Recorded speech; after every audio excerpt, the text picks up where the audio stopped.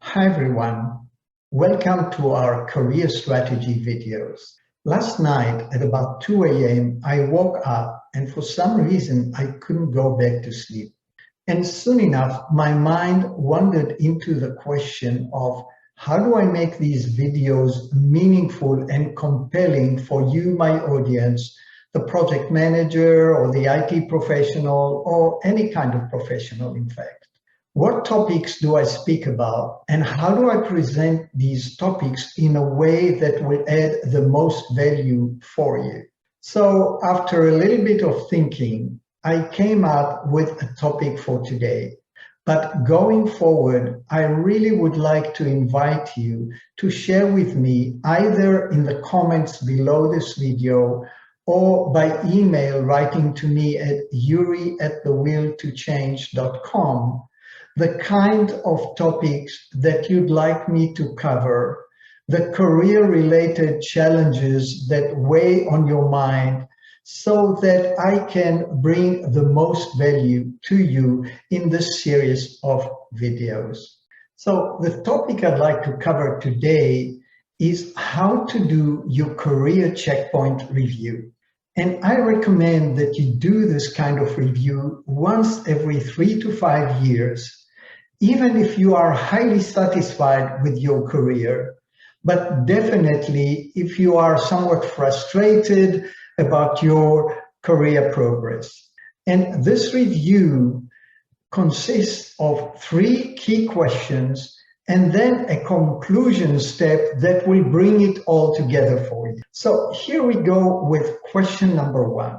Am I happy and joyful and satisfied with my daily activities in my job?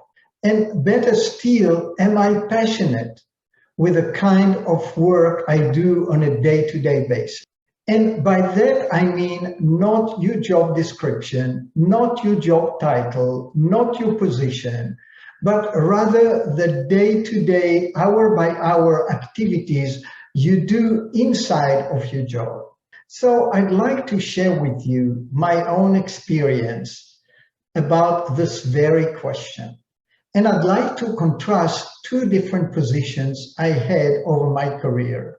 The first one was a senior manager and later on a partner with a consulting firm, Accenture, that some of you may know. Today it is probably the largest consulting firm in the world with over 500,000 employees. I started my career with Accenture in South Africa, and after a number of years, I climbed to a position of partner, global partner with Accenture. At the time, it was called Andersen Consulting. And upon reflecting on my career with Accenture, I've been wondering what was it that I really liked about the work I did there. And I came up with a fairly succinct description of what this was.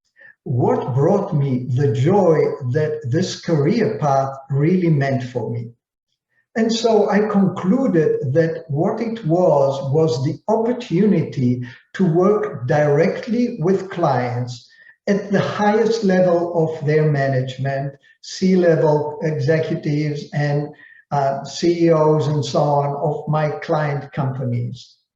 And the opportunity to go into their operations, analyze how they work day in, day out, sometimes even spend the weekend with their workers on their factory floor, on their distribution floor, in their offices, understand deeply how they work, and sometimes even better that they understood themselves with an external perspective that I had. Then compile a set of recommendations how to do this better, how to do their work better and the operations better, presenting those conclusions to their C-level leadership team, and hopefully convincing them that some of those recommendations are worthy of implementation. And having implemented some of these successfully, I felt really a high level of fulfillment and satisfaction with my career. So these were the kind of daily activities that I felt most rewarding to me in my career. And I'd like to contrast this with my other position that I had some years later with Oracle, where I was requested as a regional vice president, in fact, of consulting to manage their consulting group in one of their regions. And this job did not involve any interactions with clients. Rather, it involved a lot of recruiting activities, growing the team from 70 people to 130 people over a period of a year, dealing with onboarding of employees, dealing with training of employees, dealing with a lot of quality issues that we might have with the way we dealt with some client opportunities, and these kinds of activities. And years later, upon reflecting of this role with Oracle, I discovered that I did not like it. It was not suitable for me for the prime reason that I had no interaction with clients in this position. But soon enough, I had an opportunity within Oracle to move to another position with the company where I was VP of Strategic Industry Clients. And there I came back to my element, so to speak, and worked in large client projects where I was able to engage again directly with my clients and contribute as much value as I could to them. So in conclusion, question number one is, what brings you joy in your daily activities in your career?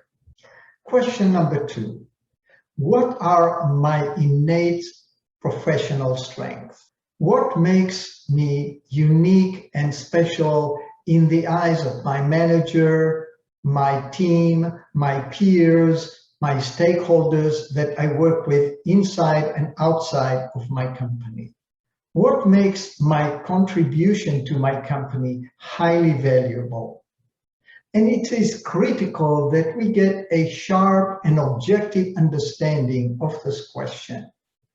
And it is critical that we answer this question to ourselves, as I said, once every 3 to 5 years, especially if we are dissatisfied with our career progress. So I'd like to bring you an example here of Debbie, one of my coaching clients, and how Debbie discovered her unique strength that she actually did not know about before. So Debbie was seeking a new position, a promotional position for her in her career path. And after searching for a period of time, about 6 months in fact, Debbie found an opportunity within her company to manage a $60 million project. And in fact, she had never managed a project of this size. In fact, not even a project of 10% of this size. And she didn't even know the functional area that the project was concerned with. But Debbie had an innate strength that she discovered whilst she was actually getting into her new position and started to interact with other stakeholders, with her team members and so on within the company. And that was her ability to mobilize and motivate the people she was working with to contribute their best into this project. And her ability to resolve conflicts whenever they arose, and her ability to move her team forward based on their overall project plan. And so over time, Debbie got from this project to the next project and the next project. And after 3 projects, she stopped to reflect on her career progress since she got into this first $60 million project. And what she found, again, something she did not know before, that she had consistently demonstrated this unique ability to bring her project team together, to dissolve any conflict area, any resistance areas within her team and with the broader stakeholder group, and to deliver the best possible outcomes for her company. So the question that I'm inviting you to reflect on is, what makes you unique? What are your strengths that are uniquely yours? And how do you bring those strengths to fruition every day in your job?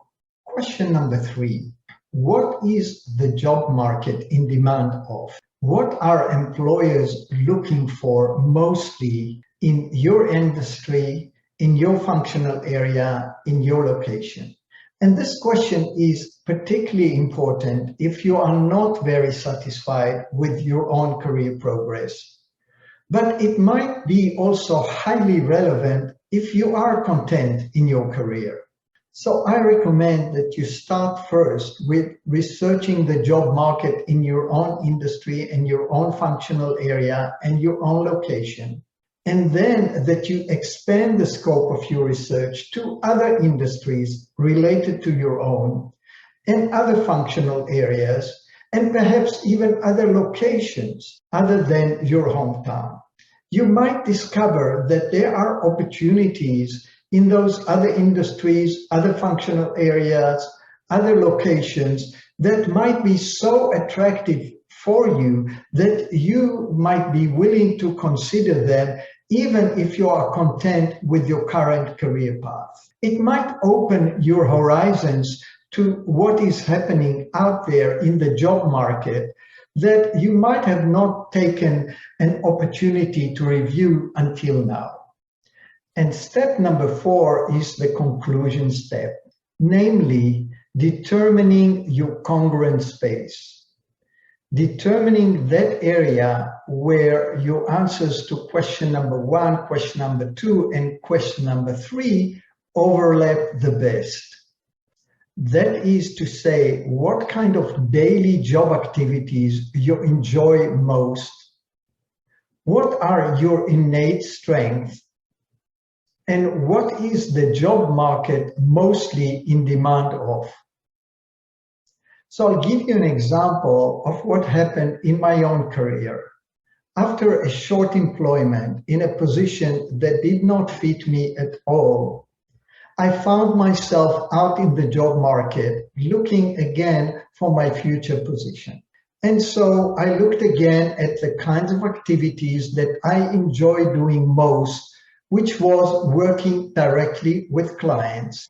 I looked at what are my innate strengths, which were the ability to manage large project teams in complex projects and delivering the outcomes that the client executives were looking for.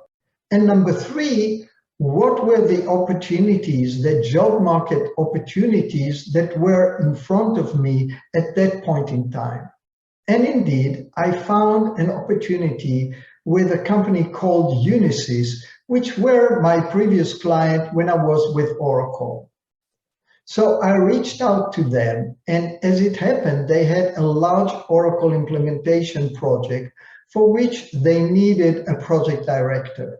So I ended up working for Unisys as an independent consultant for a period of 10 years, during which I served my client, I served the executive level within Unisys, as well as my team, my project team, where we delivered the best outcomes that the executives expected from us, project after project after project. So I invite you to do the same thing. Look at the outcome of your 3 questions and determine what is your congruent space. What is the overlap between these 3 questions? And then find your best opportunity for you. And it may be the very same career path you are already on, or you might find other opportunities that are better suited for you and will bring you more joy in your career.